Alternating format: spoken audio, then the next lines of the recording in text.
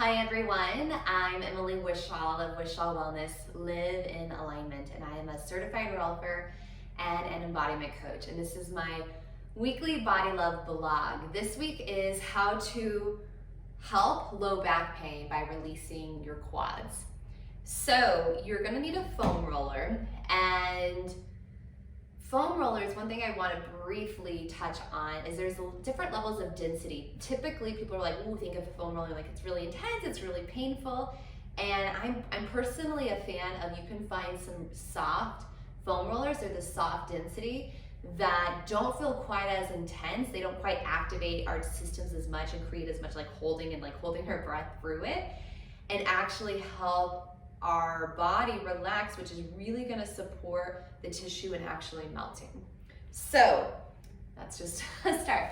So often, I work a lot with low back pain, and not always, but often I find a lot of that low back pain is actually coming from the quads, so the large muscles right here on your thigh, pulling on. So if these muscles are tight, it's going to pull my pelvis forward. It's going to pull my low lumbar, so my low spine, forward, creating a lot of excess tension and pain and holding there.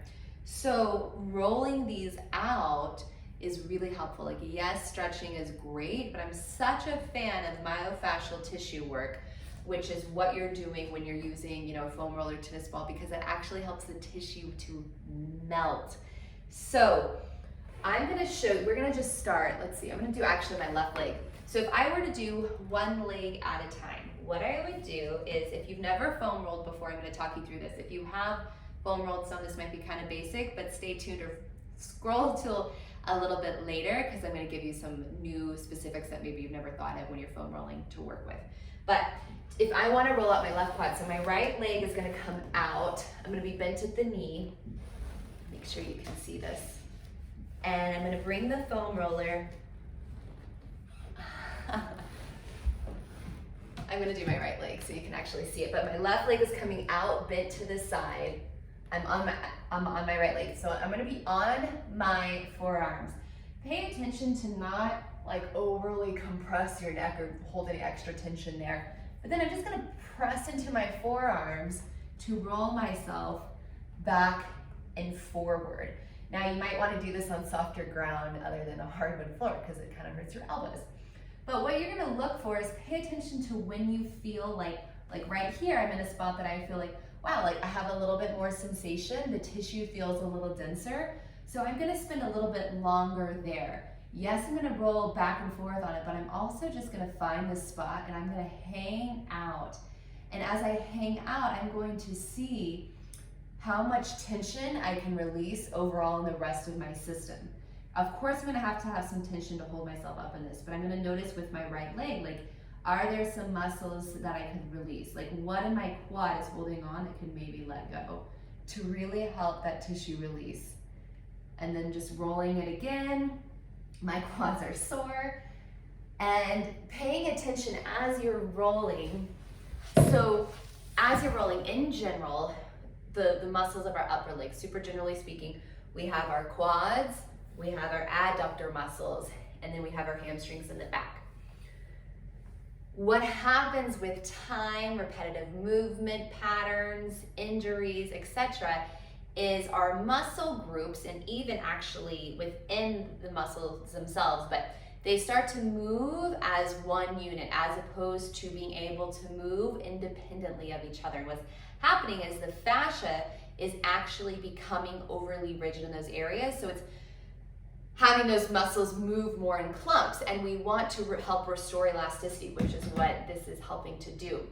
Sharing that, because as you're foam rolling, yet not only can you pay attention to areas that feel more dense or have more sensation, and usually that's a sign to like spend a little bit longer there, but also you can work to create more muscle differentiation.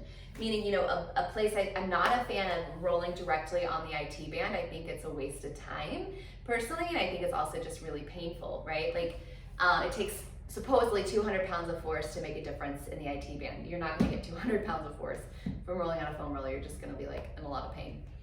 But working the attachments around the IT band. So since we're talking about quads specifically in this blog. For a lot of people, I see this lateral line, the lateral quad, like outside, right where it lines up with the IT band to be fairly tight and dense.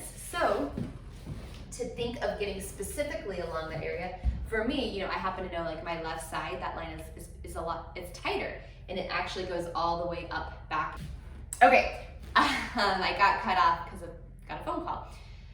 But so I'm just gonna show you briefly how to like roll out that outside line of your thigh where it merges with the IT band. So it's same thing, my left leg is bent out to the side, it's just resting there. Then I'm just gonna like roll myself, I don't know if you can see that, I'm kind of along that outside edge. I'm like, woo, that's intense. And again, I have a softer foam roller at my office. So for the one I have right now is a little more firm. So for my own body, I use both. It's at different times depending on what I want to feel in my body, what goals I have, and also if I happen to be at my house or at my office. But so you can just kind of rest yourself to the outside, right, to get that. You can do the same thing on the inside, particularly thinking of where the adductors, that inside line muscle, and the quads merge. So if you're somebody who tends to pronate, if you tend to, your knees tend to go medial, if you have a tendency towards bunions, working that medial quad line is gonna be really supportive for you. So to do that, you can just literally, like here I am, I'm more on I have my leg rotated so you can see my toes are pointing out, so I can get more specifically on the inside. And then you find a juicy spot and just kind of hang out and see how much you can release tension through your leg. Awesome. So thanks for tuning in. Happy foam rolling. You know, I tend to hold a lot of tension in my quads. I tend to be quad dominant. And so rolling out my quads has been a huge piece of just my own journey to help support my low back, to help support my knees. I'm a big hiker. I used to get a lot of knee pain. I don't so much anymore because I'll roll them out before a hike.